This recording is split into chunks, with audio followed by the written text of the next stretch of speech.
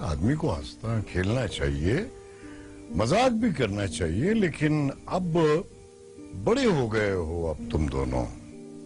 तुम्हारी बातचीत में, रवैये में, तुम्हारे बिहेवियर में संजीदगी होनी चाहिए।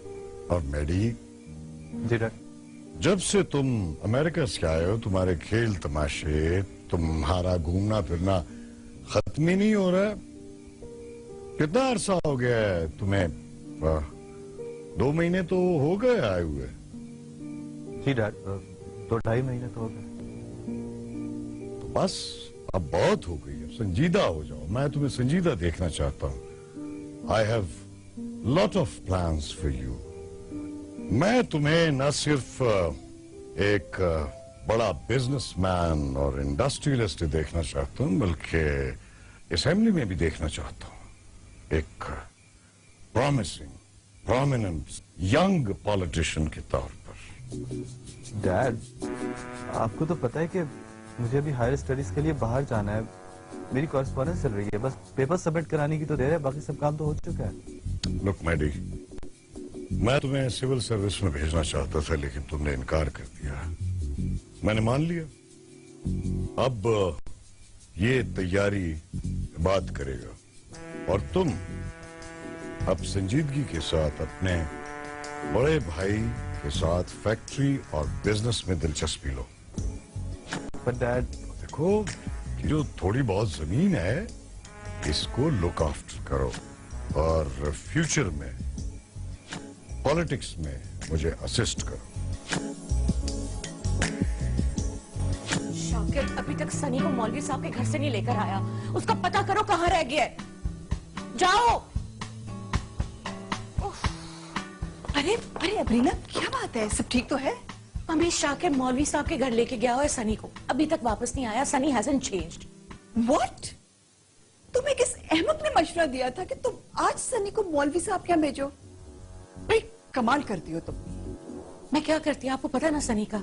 मुझे मौलवी साहब के घर जाना है, अगर उनको नहीं बुलाएंगी तो मैं कपड़े नहीं बदलूंगा। फॉर गॉड सेक अबरीना, सनी तो बच्चा है, तुम्हें तो अपनी अकल इस्तेमाल करनी चाहिए थी ना। अब मुझे बताओ, इस फंक्शन में इस आउटडेटेड मौलवी को मैं कहां बिठाऊंगी? I just don't want to see him in this party. Okay, तुम यूं करो, इसको कुछ दे दिला के गेट से रवाना कर दो। वो वापस आएगा तो कुछ करूंगी ना। He hasn't come back.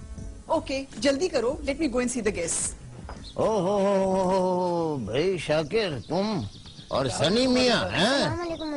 वालेकुम अस्सलाम रहमतुल्लाह बरकातु। क्या हाल है तुम्हारा? मौलवी साहब, हम आपको लेने आए हैं। जिद कर रहे थे कि पहले मौलवी साहब को लेके आऊंगा, फिर उसके बाद कपड़े बदलूंगा। मौलवी साहब, ईमान आपी और हया आपी कहाँ है? वो अंदर है कमरे में, आपको पता है। आओ भाई शाकिर। बिग बी, मैडी, उठो यार। नीचे सब लोग पार्टी में आ गए, उठो। आ गए तो क्या मौत आ रही है यार? क्या जरूरत थी एक मासूम से बच्चे की छोटी सी ख्वाहिश को इतना बड़ा ग्रैंड पार्टी में तब्दील करने की? यार दुनिया में हजारों नहीं लाखों बच्चे रोजाना सिपारा खत्म करते हैं, बल्कि कुरान शरीफ हिफ्ज करते हैं। कहीं इस तरह ढंढोरा नहीं पीटा जाता जिस तरह हमारे यहाँ हो रहा है। हमारे घर वाले तो बिल्कुल ही पागल हो गए। हाँ ना, तुमसे 1 साल छोटा, कभी मेरी भी मान लिया करो। मेरी जान, मुझे पता है बोर हो जाता हूँ, I get very uncomfortable. Please हो जाओ यार, ये सनी की पार्टी, उसी की खातिर आ जाओ। Emotional blackmail. हमारी जिंदगी के 90% फैसलों में ऐसे ही किसी लाडले का भरम रखना बुनियादी शर्त होती है। हम बहुत थोड़ी जिंदगी अपने लिए जी पाते हैं। हाय आपी, आप दोनों भी चले ना हमारे साथ। मैं आपको अपने नए टॉयज और नया कीबोर्ड भी दिखाऊंगा। और ये ईमान आपी कहाँ है? बेटा, ईमान आपी चाय बना रहे हैं। और पता है, हमें ऐसी तकरीब में जाने की इजाजत नहीं है ना, लेकिन जब तुम पूरा कुरान खत्म कर लोगे ना, तो फिर हम जरूर आएंगे तुम्हें मुबारकबाद देने। तब क्या खाक मजा आएगा? तब तो टॉयज दिखाने का भी मजा नहीं आएगा। अच्छा जी, क्यों नहीं मजा आएगा? आएगा ना मजा, जब हम आएंगे तो मजा आएगा ना। मौलवी साहब से खुद बात करता हूँ। भाई तुम तो जानते हो कि मैं ऐसी महफिलों में शामिल नहीं होता हूँ। ऊपर से सच पूछो तो इस बीमारी के बाद मकाक ने बुरा हाल कर दिया मेरा। मैं तो आपकी तकलीफ को समझता हूँ मौलवी साहब, पर सनी बाबा की मासूम ख्वाहिश से मजबूर होकर चला आया हूँ। वो कहते हैं कि अगर मेरे उस्ताद इस तकलीफ में शरीक नहीं होंगे तो मैं भी शरीक नहीं होऊंगा। आप तो सनी बाबा की जिद से अच्छी तरह वाकिफ हैं। शाकिर अंकल प्लीज मौलवी साहब से कहें ना आपकी ईमान आपी को हया आपी को मेरे साथ भेज दे, मैं उन्हें खूब सारी आइसक्रीम खिलाऊंगा प्लीज। चलो यक न शुद्ध शाय शुद्ध। यहाँ आप ही जाने के लिए तैयार नहीं थे, वो 2 मजीद मेहमानों की इजाजत लेने चले आए हैं। नहीं भाई नहीं, क्या बात कर रहे हो तुम शाकिर? मेरी बेटी को कभी इस घर से बाहर नहीं उन्होंने कदम रखा। ऊपर से अब्दुल्ला जो है वो तबलीगी दौरे पे निकला हुआ है, सारे घर का कामकाज जो है वो बच्चियां ही संभाल रही है, तुम अच्छी तरह जानते। मौलवी साहब 2 घंटे की तो बात है, अगर आप नहीं जा सकते तो ईमान और हया को भेज दे, बस थोड़ी देर रह के तो वापिस आ जाएंगी। शाकिर मियां क्या बात कर रहे हो? मेरी बच्चियां इस मखलूत महफिल में शरीक हो, सवाल ही पैदा।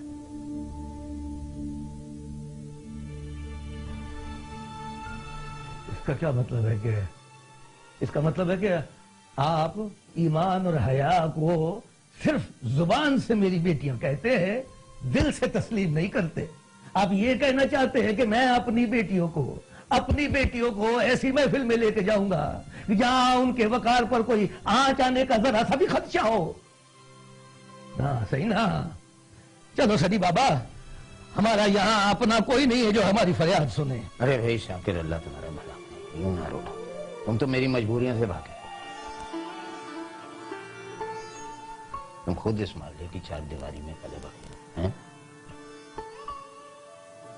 तुम्हें पता है इस घर की किसी औरत ने किसी मजबूरी के तहत भी उन बड़े घरों की दहलीज पार नहीं की। पर मौलवी साहब, वो कोई गैर या अजनबी हवेली या जागीर नहीं है। मेरी अपनी निगत भी उसी 4 दीवारी में पलकर जवान हुई है, और अल्लाह सच्चा जानता है बड़े साहब ने हमेशा उसको अपनी बेटियों की तरह समझा है। ये अलग बात है कि अब आपको मुझ पर एतबार नहीं रहा, तो ठीक है बाबा, जिससे आपकी मर्जी, हमारा गिला तो नहीं बनता ना।